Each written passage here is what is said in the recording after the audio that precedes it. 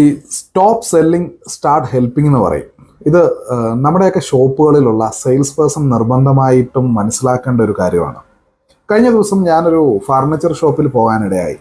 അവിടെ ചെന്നപ്പം ആ ഒരു സെയിൽസ് പേഴ്സൺ എൻ്റെ അടുത്ത് വന്നിട്ട് ഒരിക്കലും അവൻ്റെ പ്രൊഡക്റ്റ് വിൽക്കുകയല്ല അവൻ ചെയ്തത്. അവൻ എന്നോട് സംസാരിച്ച് എൻ്റെ റിക്വയർമെൻറ്റ് എന്താണെന്ന് മനസ്സിലാക്കി. അതിനുശേഷം അവൻ എന്നെ ഹെൽപ്പ് ചെയ്യുകയാണ് ചെയ്തത്. എൻ്റെ കയ്യിലുള്ള ബഡ്ജറ്റിൽ അല്ലെങ്കിൽ ഞാൻ എൻ്റെ മനസ്സിൽ ഇതിനെപ്പറ്റിയുള്ളൊരു നോളജ് അവൻ തന്നു. ആ പ്രൊഡക്റ്റ് തടിയുമായിട്ട് ബന്ധപ്പെട്ടുള്ള അല്ലെങ്കിൽ പ്രൊഡക്റ്റുമായിട്ട് ബന്ധപ്പെട്ടുള്ള കാര്യങ്ങൾ അവൻ എനിക്ക് പറഞ്ഞു തന്നു. അവിടെ എനിക്കുണ്ടായ കുറേ ഡൗട്ടുകൾ ക്ലിയർ ചെയ്തു. ശരിക്കും അവൻ എനിക്ക് പ്രൊഡക്റ്റ് വിൽക്കുകയല്ല ചെയ്തത്, അവൻ എന്നെ ഹെൽപ്പ് ചെയ്യുകയാണ് ചെയ്തത്.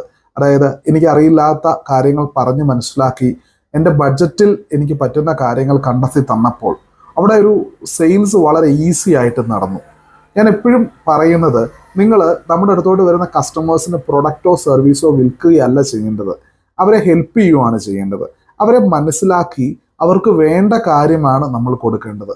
പലപ്പോഴും നമ്മൾ ചെയ്യാറുള്ളത് നമ്മുടെ കയ്യിലുള്ള പ്രോഡക്റ്റ് എങ്ങനെയും വിൽക്കാനുള്ളൊരു ശ്രമമാണ് നമ്മൾ നടത്തുന്നത്. അങ്ങനെ ചെയ്താൽ ഒരിക്കലും നമ്മുടെ ബിസിനസ്സിൽ സെയിൽസ് കൂടത്തില്ല. കസ്റ്റമേഴ്സ് നമ്മുടെ അടുത്ത് നിന്ന് ഇറിറ്റേറ്റഡ് ആയിട്ട് പോകാനേ സാധ്യതയുള്ളൂ.